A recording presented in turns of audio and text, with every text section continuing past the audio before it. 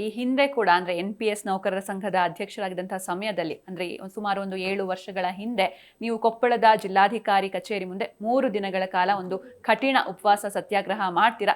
ಈ ಒಂದು ಸಂದರ್ಭದಲ್ಲಿ ಅಂದ್ರೆ 3ನೇ ದಿನ ನಿಮ್ಮ ಪುಟ್ಟ ಕಂದಮ್ಮ ಬಂದು ನಿಮ್ಗೊಂದು ಮುತ್ತು ಕೊಟ್ಟು ಸಾಕು ಬಿಡು ಅಪ್ಪ ಈ ಉಪವಾಸ ನಿಲ್ಸು ಅಂತ ಹೇಳಿದ್ರೂ ಕೂಡ ನೀವು ಏನೋ ಒಂದು ಅಂದ್ರೆ ಅಡಚಣೆ ಮಾಡದೆ ಆ ಒಂದು ಉಪವಾಸ ಸತ್ಯಾಗ್ರಹನ ಕಂಪ್ಲೀಟ್ ಮಾಡ್ತೀರಾ. ಸೊ ಇದು ಹೇಗ್ ಸಾಧ್ಯ ಆಯ್ತು ಸರ್? ಅಂದ್ರೆ ಪೇಪರಲ್ಲೂ ಕೂಡ ಬಂದಿತ್ತು ಮಗನ ಕೂಗಿಗೂ ಜಗ್ಗದ ಬೀರಪ್ಪ ಅಂತ.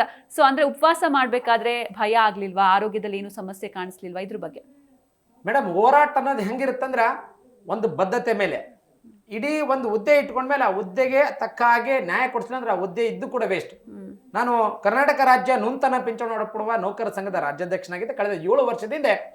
ಅದಕ್ಕೆ ಉಪವಾಸ ಕೂಡ ಕಾರಣ ಏನಾಗಿತ್ತು, ಏನು ಏಪ್ರಿಲ್ 1, 2006 ನಂತರ ನೇಮಕಗೊಂಡ ರಾಜ್ಯ ಸರ್ಕಾರಿ ನೌಕರಿಗೆ ಅತ್ಯಂತ ಮರಣ ಶಾಸನವಾಗಿರುವಂತ NPS ಯೋಜನೆ, ನ್ಯೂ ಪೆನ್ಷನ್ ಸ್ಕೀಮ್ ಅಂತ ಕರಿತೀವಿ, ಇದೊಂದು ನೋ ಪೆನ್ಷನ್ ಸ್ಕೀಮ್ ಆಗಿತ್ತು. ಈ ನೋ ಪೆನ್ಷನ್ ಸ್ಕೀಮ್ ಅನ್ನ ವಿರೋಧಿಸಿ ನಮಗೇನು ಹಿಂದೆ ಇದ್ದಂತ 1/4/2006 ಹಿಂದೆ ಇದ್ದಂತ ಹಳೆ ಪಿಂಚಣಿ ಯೋಜನೆಯನ್ನು ಜಾರಿ ತರಬೇಕಂತ ಉದ್ದೇಶಕ್ಕೋಸ್ಕರ ಸರ್ಕಾರದ ಮಟ್ಟದಲ್ಲಿ ಗಮನ ಸೆಳೆಬೇಕು, ಸರ್ಕಾರಕ್ಕೆ ಒಂದು ಬಿಸಿ ತಟ್ಟಬೇಕನ್ನೋ ಉದ್ದೇಶಕ್ಕೋಸ್ಕರ ನಾನು ಮಾಡ್ತೀನಿ 7 ವರ್ಷದಿಂದ ಕೊಪ್ಪಳದ ಜಿಲ್ಲಾಧಿಕಾರಿ ಕಚೇರಿ ಮುಂದೆ ಏಕಾಂಗಿಯಾಗಿ ಹೋರಾಟ ಸ್ಟಾರ್ಟ್ ಮಾಡ್ತೀನಿ.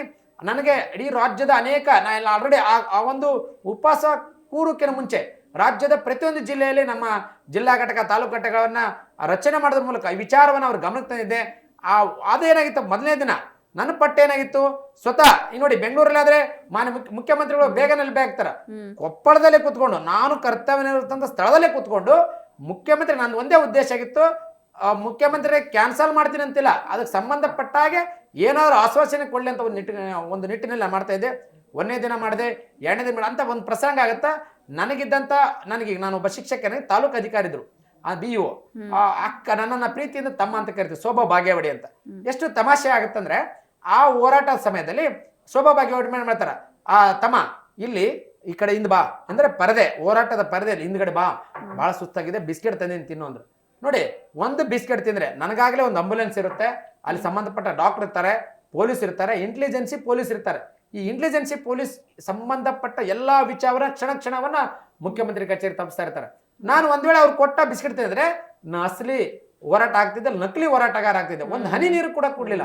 ಕಳೆದ 3 ದಿವಸ ಇದರ ತರ ಮಾಡಿದೆ. ಕೊನೆಗೆ 3ನೇ ದಿನ ನಮ್ಮ ಸ್ನೇಹಿತರು ಅನೇಕರು, ಇವತ್ತು ನಮ್ಮ ಅಣ್ಣ ಒಬ್ರು MLA ಇದ್ದಾರೆ, ಇನ್ನೊಬ್ಬಣ್ಣ ಈಗ ತಾನೇ ಅವರು MP ಆಗಿದ್ದಾರೆ, ಹಿಂದೆ ಅವರು ಜಿಲ್ಲಾ ಪಂಚಾಯತ್ ಅಧ್ಯಕ್ಷರಾಗಿದ್ರು. ಅವರು ಕೂಡ ನಮ್ಮ ಮಾವನವರೊಬ್ಬರು ಸರ್ಕಾರಿ ನೌಕರ ಸಂಘ ಅಧ್ಯಕ್ಷರಿದ್ದಾರೆ, ಈಗ 3ನೇ ಬಾರಿ ಆದ್ರು, ನಾಗರಾಜ್ ಜುಮ್ಮಡ್ ಅವರು. ಅವರೆಲ್ಲ ಪ್ರಯತ್ನ ಮಾಡಿದ್ರು. ಇದೇ ತರ ಬಿಟ್ರ 3ನೇ ದಿನದಲ್ಲಿ ನನಗೆ ಬಹಳ ಆರೋಗ್ಯದಲ್ಲಿ ಸ್ಟೋನ್ ಆದಂತ ಸಮಸ್ಯೆ ಕೂಡ ಆಯ್ತು, ಆರೋಗ್ಯದಲ್ಲಿ ಏರುಪೇರು ಆಗುತ್ತೆ ಅಂತ ಡಾಕ್ಟರ್ ಕೂಡ ಹೇಳಿದ್ರು. ಕೊನೆಗೆ ನಂದು ಹೋರಾಟ, ನಾನು ಸತ್ರು ಪರವಾಗಿಲ್ಲ, ನನ್ನ ನಂಬಿರುವಂತ NPS ನೌಕರರಿಗೆ ಈ ಒಂದು ನ್ಯಾಯ ಕೊಡಿಸ್ಬೇಕು, NPS ವಿಚಾರವಾಗಿ ಮುಖ್ಯಮಂತ್ರಿಗಳು ಮಾತಾಡಬೇಕು ಅಂತ ಒಂದು ಪಟ್ಟಿಡಿದೆ. ಕೊನೆಗೆ 3ನೇ ನನ್ನ ಮಗನ ಈ ಒಂದು ಉದ್ದೇಶಕ್ಕೆ ಅವರು ಒಂದು ಸ್ಟ್ರಾಟಜಿ ಮಾಡ್ತಾರೆ. ಮಗನನ್ನು ಕರ್ಕೊಂಬಂದ್ರ, ಆ ಮಗನ ಕೂಯಿಗಾದ್ರೆ ಏನ ಜಗ್ತಾನಂದ್ರು, ಅವರೇ ಇದು ಪ್ಲಾನ್ ಇದು. ಇದೆಲ್ಲ ನನ್ನ ಆಪ್ತ ಬಳಗ, ಏನು ಈಗ ಹೇಳಿದ್ನಲ್ಲ ಅವ್ರು ಇರ್ಬೋದು, ಎಲ್ಲರೂ ಅವರೆಲ್ಲ ಸೇರ್ಕೊಂಡು ಕೂಡ ಒಂದು ಪ್ಲಾನ್ ಮಾಡಿದ್ರು. ಮಗನ್ ಕರ್ಕೊಂಬಂದು ಮಗನ ಮುತ್ತಿಟ್ರೆ ವಿನಯರ್ ಬಿಡ್ತಾನ ಅಂತ.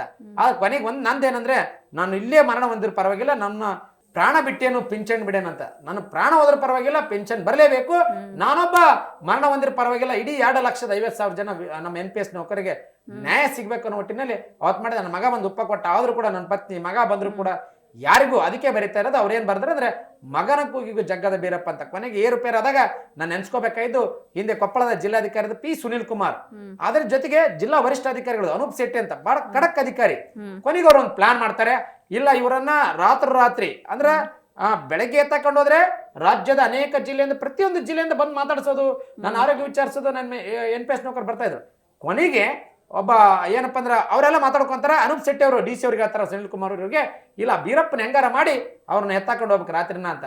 ಕೊನೆಗೆ ಸುನಿಲ್ ಕುಮಾರ್ ಹೇಳ್ತಾರ, ಇಲ್ಲ ಅವನ್ನ ಮಾಡ್ಬೇಡ, ಯಾಕಂದ್ರೆ ಅವ್ರನ್ನ ಟಚ್ ಮಾಡ್ಬೇಡಿ, ಯಾಕಂದ್ರೆ ರಾಜ್ಯದ ಅನೇಕ ಜಿಲ್ಲೆಯಿಂದ NPS ನೌಕರು ಬಹಳ ಇದೆ, ಲ್ಯಾಂಡ್ ಆರ್ಡರ್ ಸಮಸ್ಯೆ ಆಗೋ ಸಾಧ್ಯತೆ ಇದೆ ಅಂತ ಹೇಳಿದ. ಕೊನೆಗೆ ಹಿಂದೆ ಇದ್ದಂತ ಮಂಜೇಗೌಡರು, ನೌಕರ ಸಂಘ ಅಧ್ಯಕ್ಷರು ಮಂಜೇಗೌಡರು ಎಲ್ಲರೂ ಕೂಡ ಮನೆ ಮುಖ್ಯಮಂತ್ರಿ ಬಳಿ ಹೋದ್ಮೇಲೆ ಸ್ವತಃ ಮುಖ್ಯಮಂತ್ರಿಗಳಿಗೆ ಕರೆ ಮಾಡ್ತಾರ.